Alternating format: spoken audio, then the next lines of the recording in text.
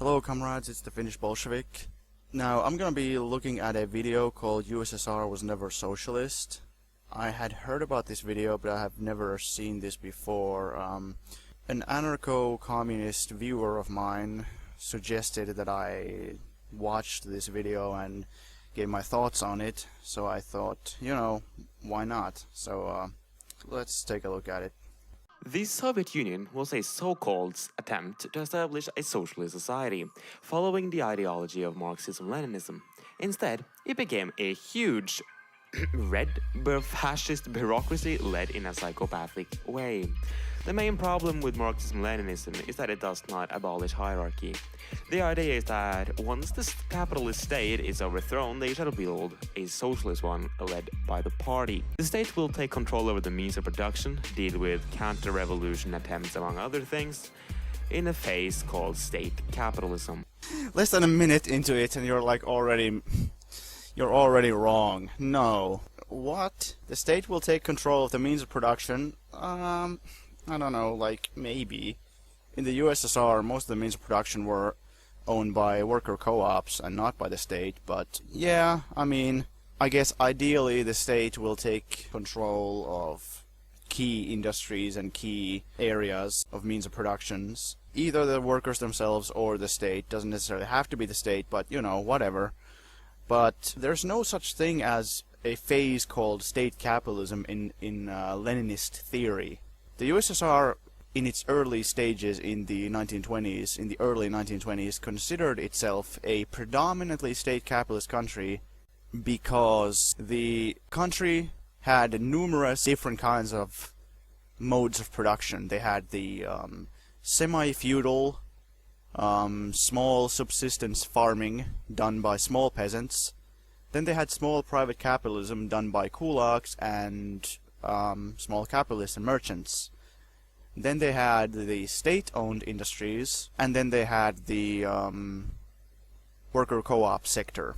So they had basically 4 or 5 different modes of production. The state sector was the most significant and could be considered socialist. The worker co-op sector could also be considered socialist, but it wasn't as significant at the time. But they couldn't really consider the entire country to be a socialist country because there was still all kinds of private enterprise happening, private industry was happening, private farming was happening. So they couldn't really say that the Soviet Union was a socialist country economically. It was led by socialists politically, but economically speaking, the mode of production of the country wasn't entirely just socialism. It was socialism and other things coexisting temporarily. So that's why Lenin said that it should be considered maybe a state capitalist country, although a very much different state capitalist country than, he compared it to state capitalist countries led by capitalist parties, which of course were very different. But this is not some kind of model that all Leninists want to implement or something. No, this was something very specific to the Soviet Union of the early 1920s when it was recovering from the Civil War. Lenin never thought that this situation was ideal. He very much regretted the fact that they had to tolerate private capitalist enterprises for so long. When the country is stabilized, the state will give the means of production to the workers and establish socialism, which eventually will lead to communism. There's a misunderstanding because he says the state will give means of production to the workers. The state is controlled by the workers. There's this constant misunderstanding of that anarchists have about state versus co-ops. Co-ops are run by the workers, yeah, but they're not communism. Co-ops are essentially petty bourgeois. Co-op property doesn't eliminate property. It's property. It's private property just owned by a co-op. In communism, we want to get rid of property. Giving means of production to people to make into co-ops doesn't implement communism. It just divides private property. So no, the state won't give means of production away to co-ops. Quite the opposite. The co-ops and the state and everything will merge together into a society, a societal ownership, so that all the workers together controlling this country own everything together. There won't be okay, this co-op owns that thing, that co-op owns the other thing. No, everyone will own everything together.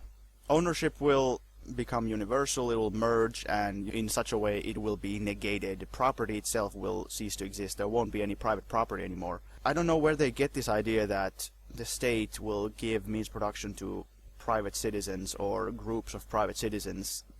That is not the point. That is not the point of communism. Like, I don't know where they get this idea. It's just so weird. Lenin never said anything like this. Like, where does this come from? I really, like, what is anarchism? That's the name of the guy who made this video. Like, where did you hear this thing? Where did you get this idea? Because, like, I've never seen any source where this kind of thing is suggested by any communist. What Marxist-Leninists ignore is the fact that being put in the position as a leader gives an individual an objective interest of ensuring his or her position. Who the fuck is ignoring this, you moron? That is why we have things, you know, like checks and balances. According to Leninist theory, there's supposed to be a collective leadership, a collective body called the Central Committee and the Politburo, and we have elections and all the leaders can be recalled and all these things. I mean, it's different if those rules are not implemented. That's a different thing, but if we're talking about Leninist theory, what is this nonsense? Nobody ignores the fact that leaders can be corrupted. Are you insane? Like, haven't you ever heard a Marxist-Leninist talk about corrupt revisionist leaders? This can either be done doing a nice job, or alternatively, you can ensure your position by getting rid of opponents, strictly censoring the entire fucking life of your citizens. Sounds like Stalin. Whatever, man. Like, there's no objective analysis of anything in this video. It's just a regurgitating of right-wing propaganda. Like, ooh, socialism, Marxism will eventually lead to the opposite of what it's trying to do. Ooh, scary, scary. This is just so dumb on, like, all levels. I mean, even capitalist historians, like, he's talking about Stalin, but, like, we all know that Stalin wasn't an all-powerful dictator. Like, he was elected to all his positions, not unanimously, but, you know, he was elected. But again, if it was rigged, then maybe he would have been elected unanimously. But he wasn't elected unanimously because it wasn't rigged. Out of the available candidates, he was just the most popular. For good reasons. Similarly, in his Politburo, people didn't always agree with him, but they voted, and not always, but often, Stalin's propositions would win, would be the most popular. People think that, oh, if you disagreed with Stalin, you'd just be killed. Well, I mean, Kaganovich, Molotov, Zhanov, Orjonikidze, Kalinin, you know, you name it. Any of these, like, Stalin's allies, Stalin's Central Committee and Politburo members, they worked with him for like decades. They didn't always agree with him, but they worked together. Like, they debated, they discussed, they voted, and then they made collective decisions. Stalin tried to resign a number of times, but he wasn't allowed. So you're just full of shit. Like, this is Cold War propaganda. Like, even among capitalist historians, like, you read modern capitalist historians like Arch Getty, Peter Kotkin, whatever, Wheatcroft. They're not pro-communist or pro-Stalin by any means. They hate him. Getty is a liberal, Kotkin is a conservative, but they all agree on one thing, that Stalin wasn't a crazy dictator. They don't like him, but they recognize that he wasn't an all-powerful, omnipotent god who just ruled over everything. No, he was just a leader who couldn't have done any of the things that he did without, like, tons of people working together with him. To ensure that nobody could get past the bureaucracy of the party and become any sort of real opponent of your power. I mean, did the CNT-FAI kill its opponents? Did Makhno kill his opponents? Of course they did. It's just so hypocritical. Like, the anarchists did all the same things that he's accusing the Marxists of doing. Capitalists don't care to attack the anarchists because the anarchists are useless and not a threat. So the anarchists just get a pass. They can just do whatever, nobody cares. But the capitalists focus all their resources to attacking communism, and the anarchists just eat it up. They just buy into all of it. But already at Lenin, Steph became anti-socialist hardcore. Right after the so-called Bolshevik Revolution, a civil war rised, consisting mainly of counter-revolutionaries versus the Bolsheviks. It was not weird or wrong that the government fought against them. What was weird, however, was that the Bolsheviks did not want to cooperate with the anarchists once they started gaining power, started raising socialist councils and more good stuff in what's called the Free Territory. The Bolsheviks, first of all, they did cooperate with the anarchists. But they both still, like, basically disliked each other, because the anarchists, they were constantly agitating against the Bolsheviks, saying that, no, state socialism is wrong, we should just go anarchist. Whereas the Bolsheviks were constantly agitating against the anarchists, saying, no, anarchism is dumb, we should just have a Soviet republic. You know, there was a constant conflict ideologically between these two groups, but they still had a common enemy, the White Guards. But at a certain point, of course there were a number of smaller incidents of, like, hostilities between the anarchists and the Bolsheviks.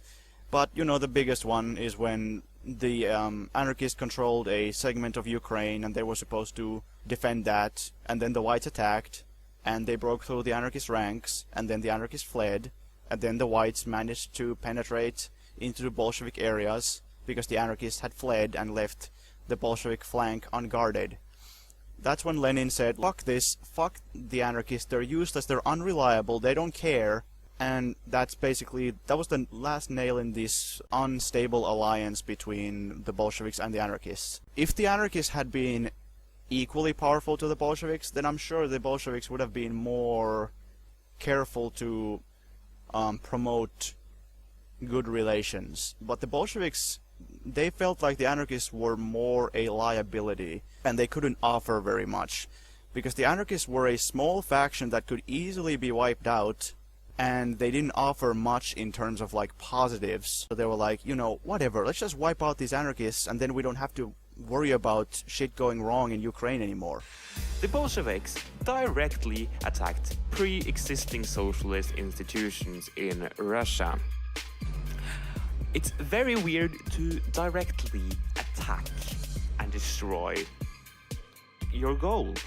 What do you mean? Like, what kind of pre-existing socialist things did they attack? The excuse for this is that they were not educated enough to run a democratic society. When has Lenin ever said anything like this? Like, what is this based on? What do you mean? But they did. The Free Territory were largely peasant, and they did in fact run a socialist society successfully.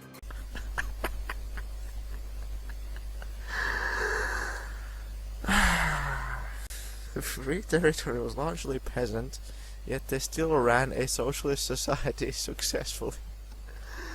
It was the it was literally the most unsuccessful society in the history of societies, and it wasn't even socialist, you fucking moron.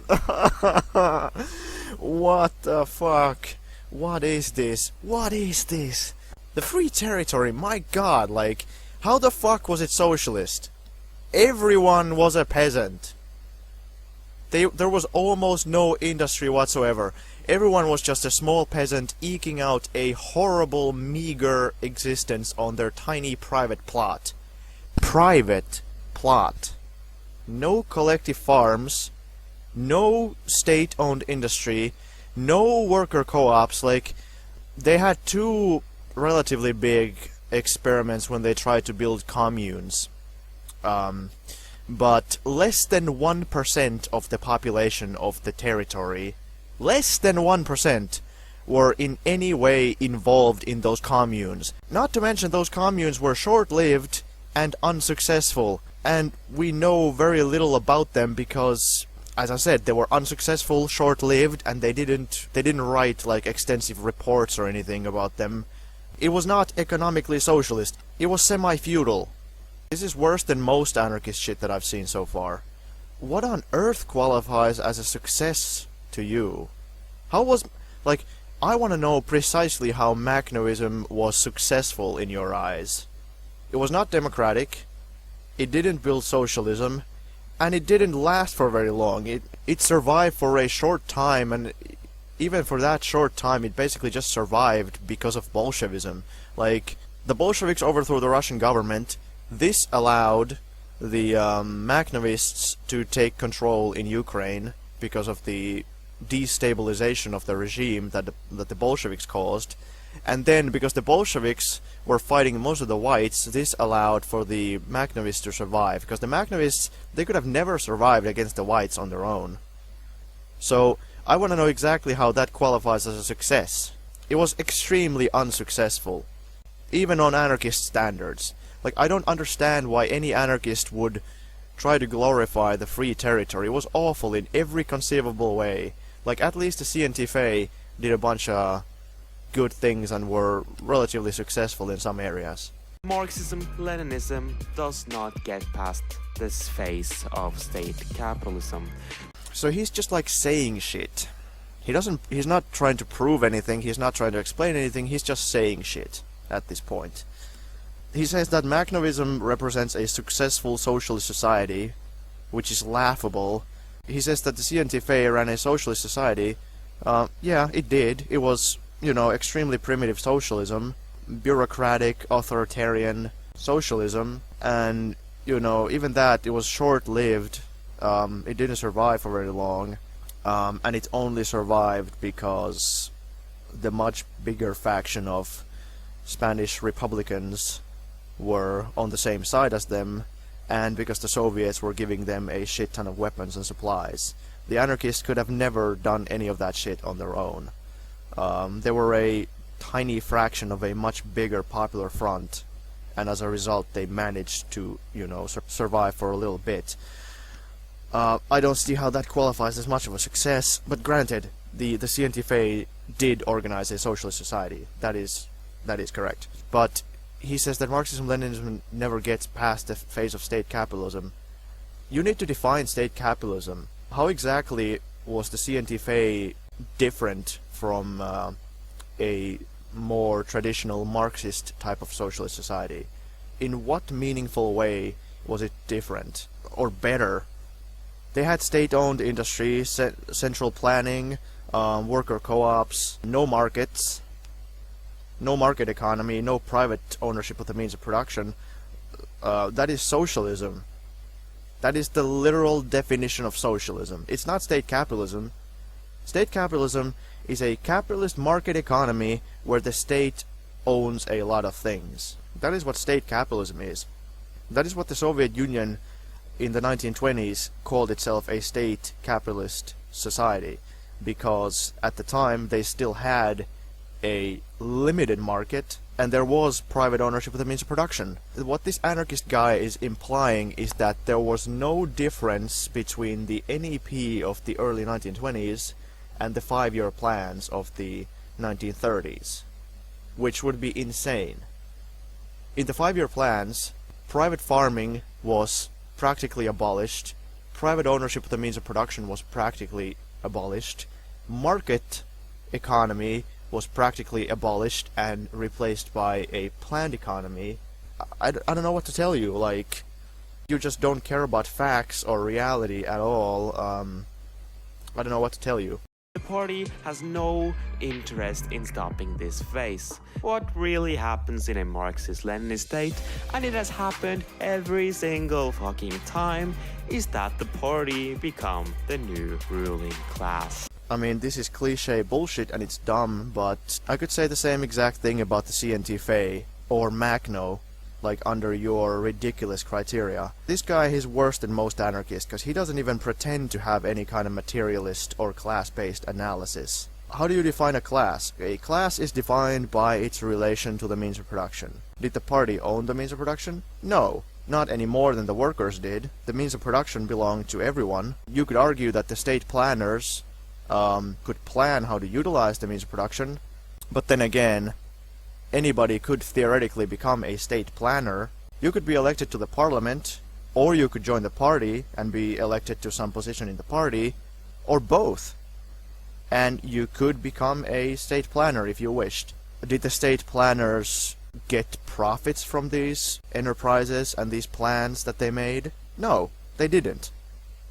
They had no direct monetary incentive to plan things one way or another. They planned things the way they saw the most beneficial for society as a whole.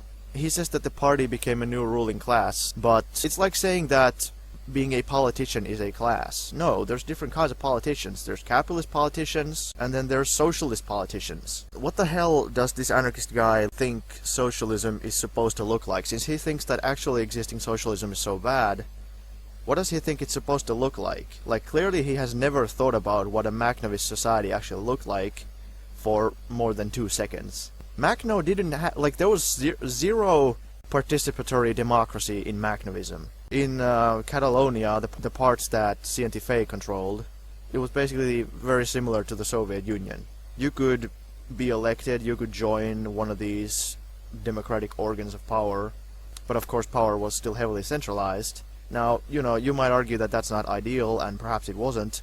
Whatever. In order for him to say that the party becomes the new ruling class, he has to say that the party is a class, which it's not.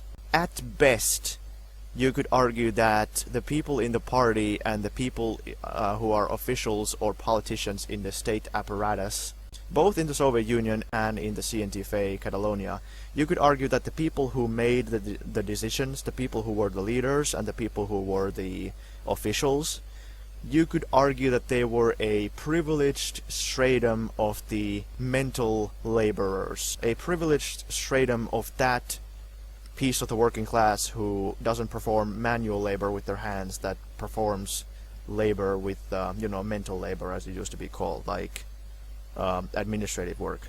But they're still part of the working class. The only people that can run a socialist society are the workers. Therefore, we should be anarchists. This is so laughable. We should advocate a revolutionary ideology without hierarchy. Oh, so that's why the CNT-FAI had, like, a fucking parliament with ministers. Are you telling me that a literal, like, defense minister or a minister of finance is not above anyone in a hierarchy? I mean, okay, now the anarchists, they will turn around and say, no, it was just a transitional phase or some bullshit. Or they will say that it was a necessary hierarchy, or it was an acceptable hierarchy, like, or a justified hierarchy. Fuck you. Or like, oh yeah, we don't want hierarchy, but let's have fucking Makhno. Like, you're telling me that Makhno wasn't ever above anyone else in a hierarchy? Give me a fucking break, man. You guys are such children. This is ridiculous. We should advocate a society run by the people. Alright, you want a society run by the workers. Great. Now how do you suppose we organize such a thing? Do you want direct democracy for everything? Do you want to vote on every single thing that happens ever? I mean, I guess not, because that wouldn't fucking work. So then, I suppose you want representatives. Now, if you vote for representatives, then that is already kind of hierarchical, but whatever. I suppose we could have the possibility of them being recalled, which would be good. So, alright, then you send these people into a parliament, I guess. No, wait, even better. Let's have all the workplaces organized into worker councils, and then let's have them decide things locally, and then let's have them elect representatives to a national parliament that will decide things nationwide. Democratic, right? Well, welcome to the Soviet Union, my friend. I don't know. He just wants things to happen magically, like, yeah, let's just have the workers run everything. How?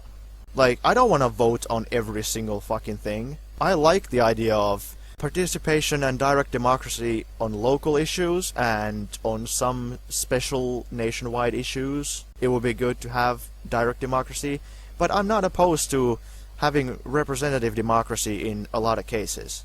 And, you know, once you introduce representative democracy, then you start to get these officials who are in the higher stratum of the government, who are in the state apparatus, who are deciding things. And as soon as they decide something that you don't like, then you're just gonna cry about it and say, like, yeah, we want a society run by the workers. Well, start thinking about fucking solutions instead of just like this dumb, insane drivel. Start thinking about concrete proposals. How do we do things?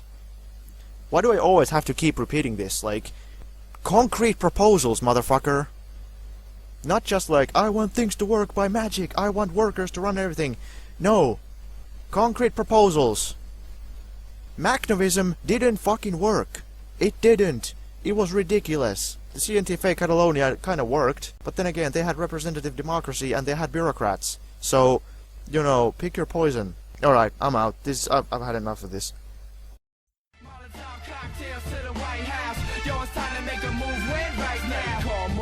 In the parks after dark by candlelight.